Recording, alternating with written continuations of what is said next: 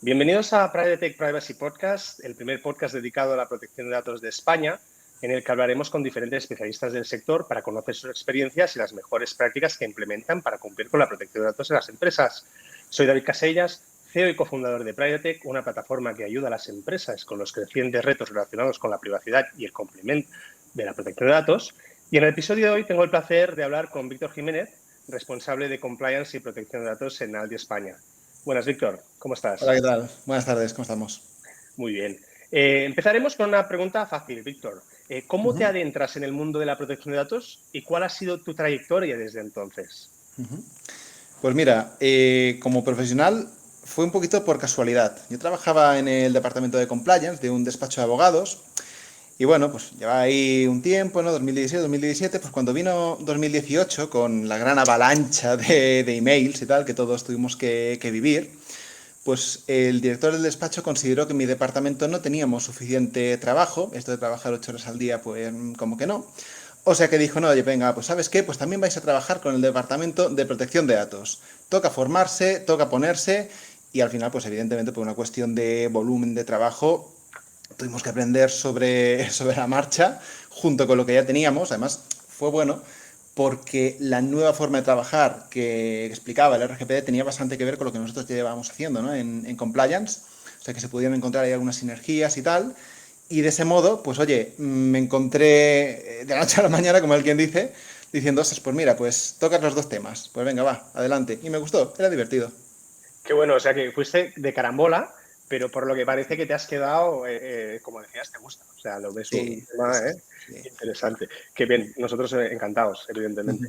Uh-huh. Siguiente, Víctor, trabajas en un sector con un gran número de clientes, Uh-huh, con la sí. implicación que eso tiene a la hora de gestionar la protección de datos, ¿no? ¿Qué Uh-huh. retos te enfrentas en este sector que no hayas visto en otros? Sobre todo, este sector, por tener más clientes y por tener... Es un sector muy dinámico, ¿vale? Siempre los clientes esperan de ti como empresa que seas dinámico, que saques cuestiones nuevas y tal. Tienes el reto de mantener siempre todos los registros de actividad actualizados, cosa que no es sencillo. Llevar todo el tema del control de los contratos y tal, eso sí que se puede hacer, ¿vale? Porque a fin de cuentas, pues oye, dar la explicación, dar las formaciones, pero eso, el tema de actualizar los registros es interesante y luego también, evidentemente, gestionar las altas y sobre todo las bajas de gente que se te apunte, que te dice, oye, pues mira, yo quiero ejercer mi derecho de supresión. Adelante, yo cada día recibo varios emails pidiendo el ejercicio del derecho de supresión o todos los demás derechos, a fin de cuentas. Y realmente la gestión de eso es coordinación con todos los equipos, es bastante intenso en ese sentido. Acabas de dar con dos puntos súper interesantes, que es lo que me decía un poco los ARCO, ¿no? Y Uh-huh. también claramente los derechos. Aquí déjame que te lance las dos preguntas. La primera es, ¿crees que cada vez más los consumidores, los usuarios, conocen sus derechos y cómo ejercerlos? ¿Cómo de Uh-huh. educados les ves? ¿No? Y un poco es una pregunta que probablemente repetimos bastante porque según el sector vemos que están Uh-huh. más educados, financiero, seguros. En vuestro segmento, ¿cómo lo ves? Y un poco la evolución también, ¿no? En los últimos años. Yo creo que esto ha sido como una ola. Es decir, empezó con que la gente no sabía, la gente a grandes rasgos, no tenía grandes conocimientos de eso de protección de datos, como mucho le podía sonar algo lejano. Luego llegó el año 2018 y gracias a la avalancha de emails que te comentaba, todo el mundo se dio cuenta de que existía algo llamado protección de datos. Dices, bueno, que está aquí. Entonces todo el mundo, oye, protégeme los datos, mis datos, mis datos, mis datos. Pero ya la cosa ya la veo bastante más relajada. Entonces creo que a nivel global hay mucho más conocimiento del que había hace 3 4 años, pero no estamos en el nivel de histeria al que se llegó en su momento. Ahora ya la gente es consciente de que existe algo llamado protección de datos y creo que eso es muy positivo, pero no es tan preocupante como quizás lo pudo ser al principio. Qué bueno. Y claro, vosotros os encontráis, porque en algunos casos hablamos con empresas más digitales, algunas más físicas, vosotros al final tenéis los dos entornos, ¿no? Uh-huh. ¿Cómo se genera o se gana la confianza o cómo se genera desconfianza Uh-huh. en estos dos mundos, en un mundo totalmente digital y en otro físico? ¿Y cuál crees que genera más confianza a día de hoy en este segmento? A ver, no es una pregunta sencilla. Te diría, lo que realmente genera confianza es la rapidez a la hora del ejercicio de los derechos. Es decir, cuando te viene un cliente y te dice, oye, yo quiero ejercer mi derecho, el que sea, pues el de acceso, por ejemplo, o el de supresión, ¿vale? Que son quizás los dos más habituales. Si le puedes contestar en 24 horas, nosotros tenemos, de hecho, los indicadores de calidad internos que a mí me gusta poner para mi trabajo, son las 24 horas, 48 como mucho, para poder ejercer eso. Porque creo que realmente es lo que genera esa confianza. Entonces, si me preguntas, ¿qué se tiene más confianza? ¿En el ámbito digital o en el ámbito analógico? Digamos, cuando se trabaja más en papel, etcétera. Casi que te diría que va en función del perfil de cliente. Porque un perfil de cliente algo más joven quizás tiende más por el mundo digital, mientras que un perfil de cliente de más edad tiende más con quedarse con el papel que puede llegar a rellenar en tienda. Entonces, que evidentemente te puedes encontrar de todo en todas partes, ¿no? Y te puedes imaginar nosotros con todos los clientes que tenemos y con el amplio abanico de perfiles, quizás, no te sabría decir, quizás te podría decir que los derechos digitales generan un poquito más de sensibilidad, pero más por el público al que se dirigen, porque es un público algo más informado. Correcto, y probablemente más acostumbrado, ¿no? Sí, A lidiar con lo que es sí. protección de datos, que todo el mundo en digital se habla más. Es una buena reflexión que nunca habíamos hecho, ¿eh? La analógica versus la digital, ¿no? Porque es verdad que en la digital igual, no sé cuál es tu opinión, ¿eh? Pero parece que no te das ni cuenta. El hecho de un papel, algo físico, te obliga de algún modo a hacer un Sí. esfuerzo, que igual mientras haces este esfuerzo piensas en lo que estás haciendo y en lo que te estás de algún modo poniendo por delante, ¿no? Sí, sí, sí, correcto. No, en el mundo digital estamos todos acostumbrados a hacer las cosas a golpe de clic y muchas veces ni nos miramos el qué. Pero es que también te digo, hay tantísimo exceso de información que si tuviéramos que tenerlo todo ahí, tal, iba a ser absolutamente inviable. El mundo analógico, claro, que decir, el hecho físico de coger un bolígrafo es algo a lo que ya no estamos acostumbrados. Al menos en Efectivamente. nuestra generación, que decir, los que tenemos, los que somos jóvenes, tipo tú y yo, por ejemplo, no estamos ya tan acostumbrados a coger un bolígrafo como puede estar, por ejemplo, pues gente que tenga el doble edad que nosotros. Entonces, Sin duda. claro, yo creo que eso puede invitarte un poquito más de reflexión. Sin duda, está muy bien porque has dicho que éramos jóvenes sin decir la edad, lo cual está bien, ¿eh? Y hemos Siempre, doblado sin siempre. tampoco saber. Eso es fantástico. Víctor, antes comentabas que para demostrar esta confianza, Ujú, tu ratio era el contestar en 24 horas. Me ujú. parece muy buen punto, ¿no? Y era un poco la pregunta, si me permites, de qué más se puede hacer para generar esta confianza, para crear este entorno donde el consumidor, el cliente se sienta que está con un equipo detrás que realmente, bueno, está interesado en esta protección de datos y en cuidar estos datos, ¿no? A ver, aquí te puedo decir, todo el sector en general estamos de acuerdo en que lo importante es poner las cosas fáciles al consumidor y decir, ten en cuenta, nosotros somos una cadena de supermercados. Nadie asocia cadena de supermercados con un entorno digital, un entorno, etcétera, salvo evidentemente cuando estamos hablando de compra por internet, etcétera. Pero lo que viene siendo el concepto de supermercado en sí se asocia a otras muchas cosas que quizás no tienen tanto que ver con protección de datos. Motivo por el cual cuando te metes en el ámbito de la protección de datos, hazlo sencillo, hazlo simple, hazlo rápido y sobre todo, hazlo fiable.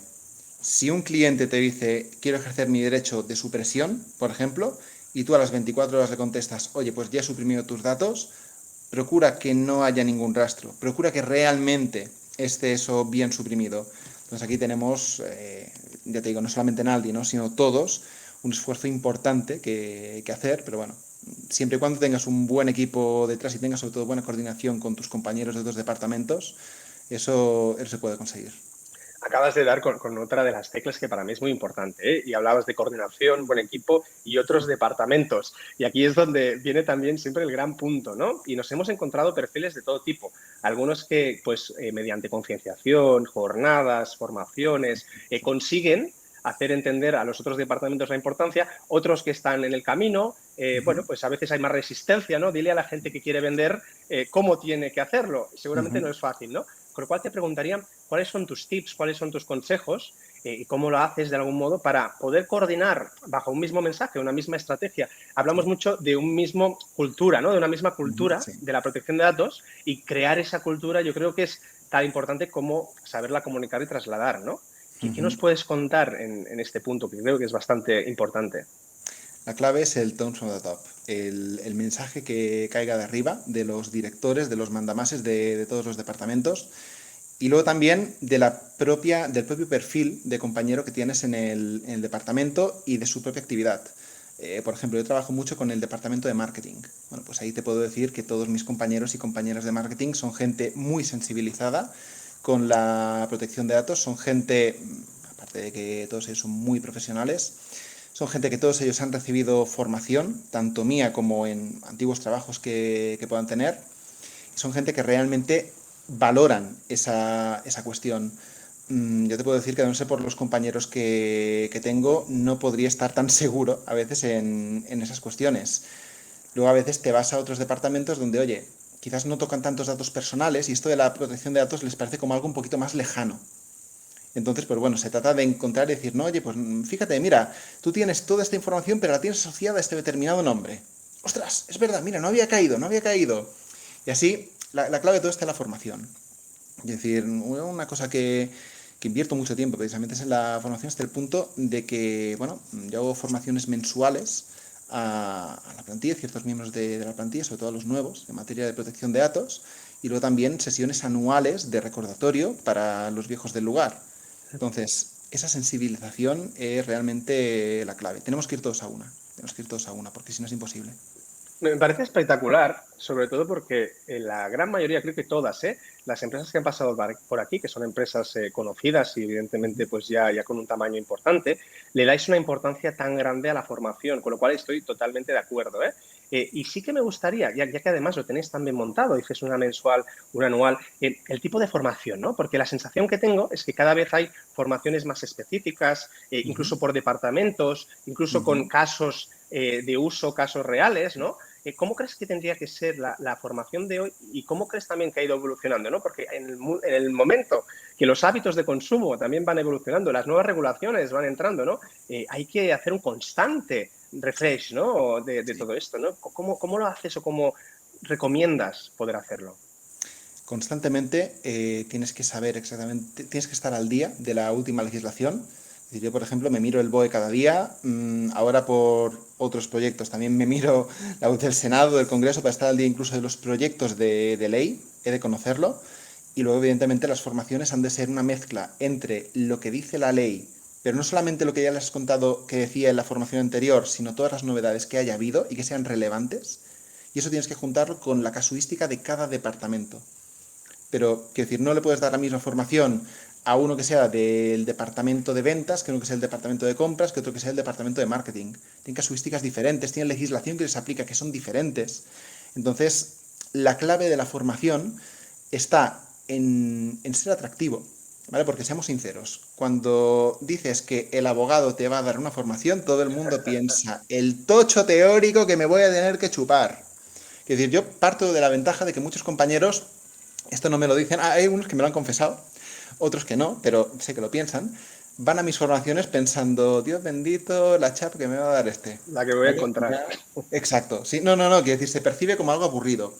Cuando les das un discurso adaptado a lo que ellos realmente necesitan, es algo que se agradece y realmente es algo que, bueno, que yo creo que es la manera correcta de hacer el trabajo. No he de dar una chapa teórica, esto no es una clase de la universidad, es una formación dentro de mi empresa para mis compañeros. Entonces, como a mí me gusta hacerlo, es un discurso que a ellos les resulte atractivo y para que sea atractivo lo primero que hacer es útil, adaptado a su casuística. Entonces, claro, aquí lo que me ayuda es la experiencia en la empresa y lo que ellos mismos me dicen. Yo siempre antes de hacer una formación 2, 3 semanas antes me pongo en contacto con la directiva de esos departamentos y les digo, oye, ¿qué materias consideras que son más interesantes que te explique?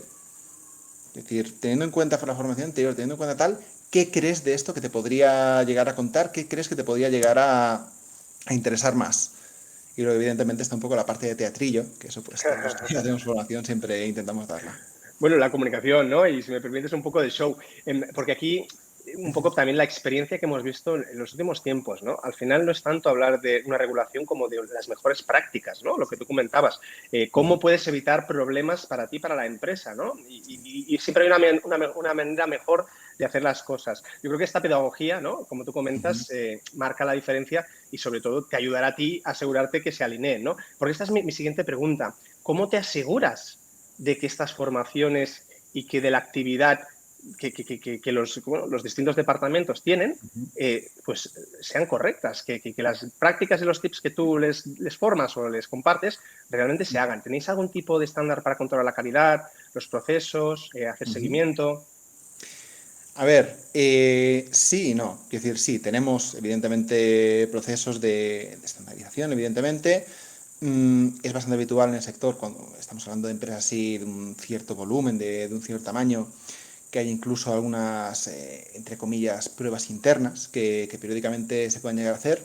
Pero sobre todo yo por lo que me guío no es tanto por esas pruebas que eventualmente podemos decidir hacer o dejar de hacer, sino que es más por el feedback que tú recibes diariamente. Es decir, si tú te das cuenta de que los compañeros del departamento X te van haciendo preguntas constantemente, te envían emails, te dicen, oye, Víctor, esto es legal, esto no es legal, ¿cómo hacer esto para que sea legal? ¿Puedo hacer esto? Oye, venga, va, mira, nos podemos mirar este contrato juntos. Quiero decir, a partir de ahí tú ya vas viendo un poquito esa Claro. sensibilidad, en base un poco a lo que te va llegando. Y es una manera, yo creo que mucho más eficiente que verla que no que hacer una prueba pues, de auditoría cada X tiempo y mirar si se cumple y si no se cumple. No, quédate más con el feedback directo.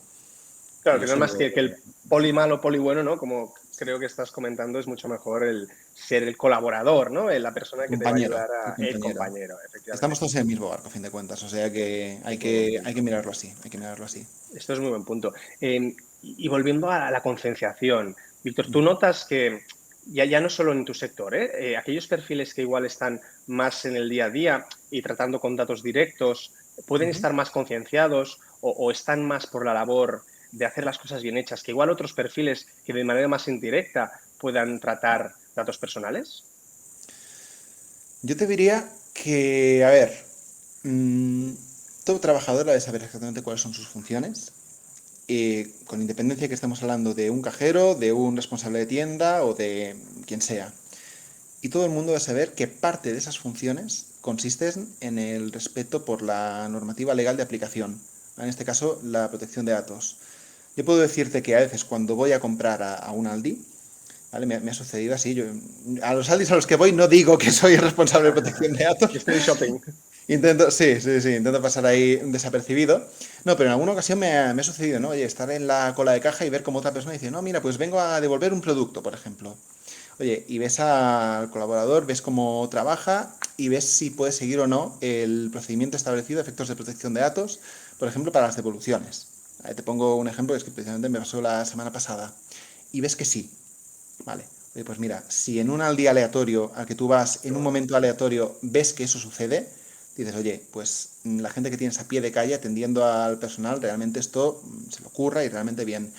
¿Más sensibilidad, menos sensibilidad? Yo te diría que, insisto, más que por la posición en concreto de estar más cerca del cliente o más lejos, eso va en función del departamento en el que estás y de todo el background que tengas. Y evidentemente del ejemplo que recibas del de arriba, de tus superiores jerárquicos. Y ahí de momento no tengo queja. Pero me ha pasado, por ejemplo, algunos compañeros que proceden de otras empresas, de otros sectores, por ejemplo, que no tienen trato directo con el cliente y que a lo mejor están en un departamento donde no se tocan demasiados datos personales. Ahí quizás entrar con la protección de datos puede ser un reto un poquito mayor, por así decirlo. Pero bueno, oye, pero se va haciendo, se va logrando. Quiero decir, para mí un indicador de éxito es cuando esa persona te envía un email diciendo, oye, Víctor, mírate esto. O, oye, Víctor, mira, ¿te importa si hablamos, tal? Me dices si es legal, si no lo es. Qué Y bueno. bueno, en general la percepción aquí es correcta.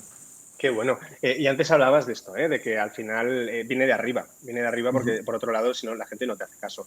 Aprovechando tu experiencia, que también has estado con otras empresas, Uh muchas -huh. de ellas internacionales, Sí. ¿cómo valoras España y los profesionales que tenemos aquí en cuanto a la aplicación, el GDPR, la parte española, frente a, no diré ningún país en concreto, sino frente a Uh -huh. Europa? Donde mi sensación, si me permites, es que estamos, de hecho, de los más pioneros y de la vanguardia, sobre todo en best practices, y nosotros estamos en varios países, ¿no? Y creo que podemos estar muy orgullosos. ¿Cuál es tu experiencia tratando con otros equipos internacionales, multiculturales? ¿Cómo lo valorarías? Mi experiencia es que la legislación española, ¿vale? La Ley Orgánica de Protección de Datos, Garantía de Derechos Digitales, me refiero, creo que tiene una virtud frente a otras de otros países, que es la sencillez. Es decir, nosotros sí que podemos ser pioneros en best practices, A ver, ten en cuenta que a fin de cuentas la regulación actual se parece bastante tiene diferencias más que sustanciales, ¿no? Pero se parece bastante a la LOPD del 99. Entonces, a partir de ahí, el gran cambio cultural, pues hombre, sí, lo ha habido, lo ha tenido que haber, hemos tenido que adaptarnos, pero quizás otros países lo han notado más fuerte que España. Entonces, yo lo que veo es que la ley española, la ley orgánica española, da unos procedimientos quizás algo más sencillos que lo que puedan estar acostumbrados en otros países y lo que les marca a otros países. Eso también nos ayuda a nosotros mismos como profesionales a podernos centrar en lo que es verdaderamente importante y a no perder el tiempo en cuestiones absolutamente burocráticas. Entonces creo que eso es un punto fuerte que tenemos en España. Qué bueno, totalmente de acuerdo. Y volviendo al tema más tuyo, Víctor, antes comentabas que mirabas el BOE cada día. Espero que con un café y relajado por la mañana, primera hora. Mi pregunta sería, tú antes decías un entorno cambiante, un entorno pues con mucha rigurosidad, evidentemente, porque son regulaciones que son importantes de entender y de estar muy al tanto, ¿no? ¿Cómo se forma un profesional como Víctor, no solo con BOE? O sea, ¿cuál es un poco tu esquema formativo o cómo te preparas, cómo te entrenas, cómo estás al día de todo lo que sucede y sucederá? Realmente no paro, no paro. Quiero decir, yo creo que la formación ha de ser continua. Siempre has de saber qué sectores te conviene estar informado, qué sectores de actividad, qué sectores tal, y a partir de ahí mirarte tanto la regulación de ese tema como evidentemente todos los cursos, todas las ponencias, seminarios. Piensa que yo además aquí tengo algo que no sé si es ventaja o desventaja en este sentido, que es que he sido precisamente hasta este año, he sido profesor de Universidad de Protección de Datos y eso me ha obligado a estar permanentemente al día. Entonces, claro, el hecho me ha venido muy bien en este sentido, el hecho de combinar la parte teórica con la parte práctica, porque claro, por un lado, no tienes más remedio que estar actualizado y contar a los alumnos siempre la parte un poquito más nueva y recibir feedback de ellos, ¿vale? Que también te ayuda. Y por el otro lado, pues tener la parte más práctica, que bueno, es la implementación de la teoría, a fin de cuentas. O O sea, sea que podemos estar tranquilos, Víctor, que suben buenos profesionales de la protección de datos, ¿eh? suben buenos profesionales, sí, suben buenos profesionales. Y Qué los que bien. no, lo siento, pero no suben. Efectivamente, esta es muy buena. Pues, Víctor, mira, siempre cuando estamos finalizando nuestras entrevistas, siempre me gusta preguntar una curiosidad, una anécdota, algo que te ha pasado y que siempre recordarás. No tiene que ser malo para nada, ¿eh? Bueno, lo que tú me digas. Algo de aquellas cosas que te llevas con tu maleta de protección de datos a donde vayas. ¿Qué nos puedes compartir como anécdota o curiosidad?